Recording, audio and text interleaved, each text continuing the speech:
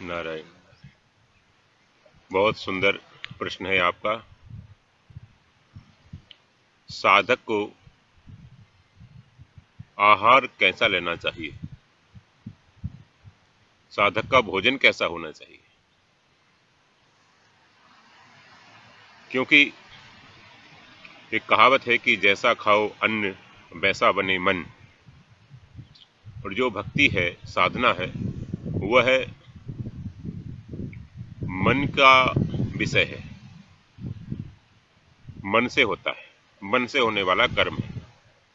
मानसिक भक्ति को, मानसिक कर्म को साधकों के जीवन में बहुत महत्व दिया गया है। तो हमारे मानसिक विचार कैसे हों, हमारा जीवन कैसा हो, हमारा व्यवहार कैसे हो, क्योंकि जैसे विचार होंगे वैसे ही वाणी होगी और वैसे ही कर्म होंगे हमारे। तो मन वचन कर्म तीनों कैसे शुद्ध रहें साधक के, इस पर अन्न का बहुत प्रभाव पड़ता है, आहार का बहुत प्रभाव पड़ता है। युक्ताहार विहारस्य युक्त चेष्टस्य कर्मसु युक्त स्वप्नावबोधस्य योगो भवति दुःखा। भगवान ने कहा भगवत गीता में, युक्ताहार विहारस्य, साधक का जो आहार विहार है वो युक्ति युक्त होना चाहिए, एक लिमिट में होना चाहिए, एक लॉजिकल होना चाहिए। युक्ताहार विहारस्य युक्त चेष्टस्य कर्मसु, और उसका कर्म भी, चेष्टाएं भी युक्ति युक्त हों, और जागना सोना भी युक्ति युक्त हो। तो आहार, व्यवहार, विचार, वाणी, सभी क्रियाएं उसकी युक्ति युक्त हों, डिसिप्लिन्ड हो, शास्त्र की मर्यादा में हो। तो आहार से ही हमारा व्यवहार होता है, हमारा मन बनता है, वाणी बनती है।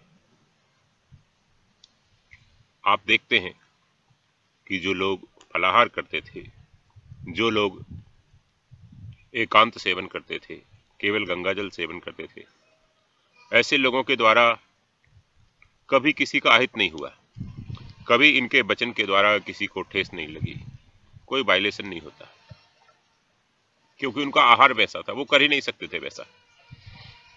इसलिए आहार पर बहुत डिपेंड करता है हमारा जीवन। सबसे पहले आहार शुद्धि करते हैं। ध्रुव जी ने वन में जाकर सबसे पहले आहार पर कंट्रोल किया, सबसे पहले अन्न छोड़ा, क्योंकि अन्न से शक्ति मिलती है तो दोष भी अनेक प्रकार के आते हैं, प्रॉब्लम्स भी होती है, आलस भी बढ़ जाएगा अगर आप युक्ति युक्त नहीं खाते, ठीक से नहीं खाते, खाने की टेक्निक नहीं मालूम, तो रोग भी बढ़ जाएगा, नींद भी बढ़ेगी, शोक भी बढ़ेगा, क्रोध भी बढ़ेगा, काम तो बढ़ेगा ही बढ़ेगा, क्योंकि जिह्वा का और उपस्थ इंद्रिय का डायरेक्ट रिलेशन है, सीधा संबंध है उसका। बहुत चटोरे आदमी संयमी नहीं होते, ऐसा देखा गया है।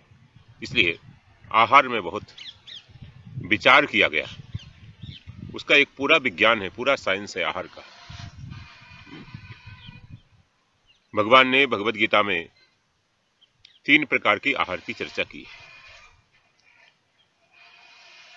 सात्विक, राजस, तामस। 17वें अध्याय का 8, 9, 10 3 श्लोकों में ये चर्चा है। सात्विक आहार का पहले परिणाम बताया और फिर उस आहार का प्रकार बताया, मीनू बताया। पहले परिणाम बताया, सात्विक आहार लेने से क्या परिणाम होता है। आयु, सत्व, बल, आरोग्य, सुख, प्रीति, विवर्धनः, रस्यः, स्निग्धा, स्थिरा, हृदयः, आहारः सात्विक प्रियः। सात्विक आहार से आयु बढ़ती है। आहार खराब लेंगे हम तो आहार को पचाने से हमारी जीवनी शक्ति, वाइटल पावर खर्च होती है और हम जल्दी वृद्धावस्था को प्राप्त होते हैं, रोगी होते हैं और शरीर जल्दी जाता है। तो सतोगुणी आहार जो है आयु बढ़ाता है, सत्व गुण बढ़ाता है, अंतःकरण को शुद्ध करता है, बल बढ़ाता है। बल बढ़ाता है और आरोग्य बढ़ाता है। आयु, सत्व, बल, आरोग्य। शरीर में एक सात्विक बल बढ़ता है, विल पावर बढ़ती है उसकी, मानसिक बल बढ़ता है। शारीरिक बल नहीं, मानसिक बल भी बहुत आवश्यक है साधकों के लिए। तो मानसिक बल बढ़ता है, शारीरिक बल बढ़ता है, आरोग्य होता है, निरोगी रहता है। सात्विक भोजन करने वाला, उसको बहुत डॉक्टरों के चक्कर नहीं लगाने पड़ते, नाश्ते की तरह बहुत सारी दवाइयां नहीं खानी पड़ती उसको, जो सात्विक भोजन लेता है। आयुर्वेद में कहा गया है कि भोजनम औषधम, भोजन औषधि भी है। औषधि की तरह शरीर को चलाने के लिए भोजन लेते हैं। तो सात्विक भोजन का परिणाम पहले बताया, आयु, सत्व, बल, आरोग्य को बढ़ाने वाला है। अब उसका मीनू बताते हैं, अब उसका प्रकार बताते हैं। रस्यः, स्निग्धा, स्थिरा, हृदयः, चार परिणाम में उसके लाभ बताए तो चार ही प्रकार बताए। रस्यः, रस युक्त हो, घी दूध आदि से, फलों के सब्जियों के रस से युक्त हो, रस्य। रूखा सूखा न हो। स्निग्धा, चिकना हो, घी की मात्रा हो। गौ माता का जो घी है, गौ माता का दूध है, वह प्रायः सात्विक ही है। तो रस्या स्निग्धा, स्निग्धा मतलब चिकना, स्निग्ध, चिकनाई युक्त हो, रूखा सूखा न हो। स्थिरा, जो स्थिरता प्रदान करने वाला है, शरीर को, स्वास्थ्य को, हड्डियों को, मन को मजबूत करने वाला है। स्थिरता का स्टेबल रहता है उससे ज्यादा। और हृदय, हृदय को पुष्ट करने वाला है, प्रसन्न करने वाला है, आह्लादित करने वाला है। आजकल हृदय रोग के बड़े केस बढ़ रहे हैं, जहां देखो वहीं heart attack, heart attack, heart attack. ये आहार से ही हो रहा है। लोग राजसी तामसी आहार लेते हैं और प्रायः आपको बाईपास वाले बहुत केस मिल जाएंगे। ये जो गौ माता से जब से हम हटे हैं, प्राकृतिक जीवन से हटे हैं, तब से ही ये कृत्रिम उपायों से जो भोजन पैदा करने लगे और ये रोग बढ़ने लगे। तो निरोगता प्रदान करने वाला होता है। ऐसा सात्विक भोजन का बात प्रकार बताया, उसका परिणाम पहले बताया, फिर प्रकार बताया। अब 9वें श्लोक में आप देखिए, रजोगुण, रजोगुणी भोजन का पहले प्रकार बताया, मीनू बताया, फिर उसका रिजल्ट बताते हैं। क्या है रजोगुणी भोजन? कटु, अम्ल, लवण, तीक्ष्ण, तीक्ष्ण रूक्ष विदाहिना, आहारा राजसश्रेष्ठा, दुख शोक आमय प्रदा। कटु, बहुत कड़वा होता है। जो लोग रोज करेला आदि ऐसी चीजें खाते हैं, ये रजोगुणी भोजन है। औषधि के लिए कभी कभी खा सकते हैं, साधकों को हमेशा नहीं खाना चाहिए। बहुत कड़वा ना हो, अम्ल ना हो बहुत ज्यादा, अम्ल माने खटाई ना हो बहुत ज्यादा। बहुत खटाई खाते हैं, रोज ही खटाई खाते हैं, इमली की खटाई भी चाहिए और छाछ भी चाहिए, तकरी भी चाहिए उनको, नींबू की खटाई भी चाहिए, सिरका भी चाहिए, कई तरह की खटाई वाले भोजन ये रजोगुणी भोजन होते हैं। ये वैसे भी हमारे ब्लड को असंतुलित करते हैं। कटु, अम्ल, लवण, लवण कहते हैं बहुत ज्यादा नमक। अब तो डॉक्टर भी कहते हैं कि 5 ग्राम से ज्यादा नमक नहीं खाना चाहिए। और सबसे अच्छा नमक होता है समुद्री नमक नहीं, पहाड़ी नमक सबसे अच्छा होता है, जो पहाड़ से निकलता है, जिसको आप सेंधा नमक भी बोलते हैं, काला नमक भी बोलते हैं, वह नमक सबसे। नमक, सफेद नमक, सफेद मैदा और सफेद जो चीनी, शुगर आप खाते हैं, ये 3 स्वीट पॉइजन बताए। ये 3 पॉइजन है, वाइट पॉइजन, सॉरी, सफेद जहर है, मैदा, नमक, चीनी। तो नमक की जगह पहाड़ी नमक, चीनी की जगह खांड आती है गुड़ वाली, वह है देसी शक्कर जिसको कहते हैं, और मैदा की जगह मोटा आटा, आटा, मिश्रित आटा, कई अनाज मिक्स करके मोटा आटा, चना भी, गेहूं भी, जौ भी, बाजरा भी, मक्का भी, ज्वार भी, मूंग भी, जो जो आपको मिले, बहुत सारे अनाज। तो कटु, अम्ल, लवण बहुत नमकीन ना हो, तीक्ष्ण, बहुत ज्यादा मिर्च है जिसमें, खा रहे हैं लोग, खाते खाते सीसी कर रहे हैं, आंख से नाक से पानी बह रहा है, तो ये तीक्ष्ण न हो, बहुत ज्यादा मिर्ची बहुत न हो। कहते हैं कि पेट में भी नुकसान करती है और खाते हुए भी साधक को नुकसान करती है, उसका दिमाग में भी नुकसान करती है, नेत्रों को भी हानि पहुंचाती है, हृदय को भी हानि पहुंचाती है, ब्लड को भी हानि पहुंचाती है। थोड़ी बहुत हरी मिर्च ले सकते हैं, लाल मिर्च नहीं। बाजार का पिसा हुआ मसाला, उसमें बहुत सारे केमिकल भी होते हैं, तो वो ना हो। रूखा ना हो, जैसे ये लोग आजकल ब्रेड वगैरह खाते हैं। और विदाहीना, हृदय को जलन पैदा करने वाला ना हो। राई आदि जो है मसाले हैं, गरम मसाले हैं, ये हृदय को जलन पैदा करते हैं हृदय में। ऐसा भोजन ये राजसी भोजन है, ऐसा भोजन साधक को नहीं करना चाहिए, इससे बचना चाहिए, सात्विक ही करना चाहिए।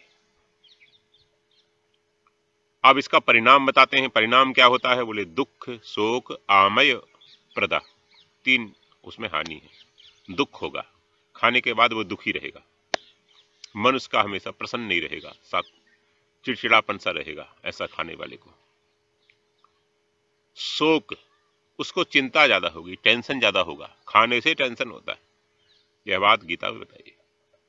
शोक होगा, चिंता होगी उसको। और आमय, आमय मतलब रोगी होगा, अभी तो खा रहा है, भविष्य में वो उसका पेट गड़बड़ होगा, और पेट गड़बड़ होने से पेट में एसिडिटी, अम्लता जब बढ़ने से सारे रोगों का जन्म होता, वहीं से जठराग्नि मंद होने से। तो दुख, शोक, आमय, प्रदा। तो सात्विक भोजन का 8वें श्लोक में पहले भगवान ने परिणाम बताया, फिर उसका प्रकार बताया। 9वें श्लोक में राजसी भोजन का पहले भगवान ने प्रकार बताया, फिर उसका परिणाम बताया रजोगुणी भोजन का। क्योंकि सात्विक व्यक्ति पहले परिणाम देखता है, फिर कोई कार्य करता है कि इसको खाने से मैं बीमार तो नहीं होऊंगा, इसको खाने से मेरी भक्ति, मेरी इंद्रियां तो ठीक रहेंगे कि नहीं, अंतःकरण शुद्ध रहेगा कि नहीं, इसको खाने से मेरी वृत्तियां शांत होंगी कि अशांत होंगी। ये पहले परिणाम देखना चाहिए। खाने से पहले, बोलने से पहले, कोई काम करने से पहले, कहीं जाने से पहले, कोई भी एक्टिविटीज हो वो करने से पहले उसका रिजल्ट देखना चाहिए। ये सात्विक व्यक्ति का काम है।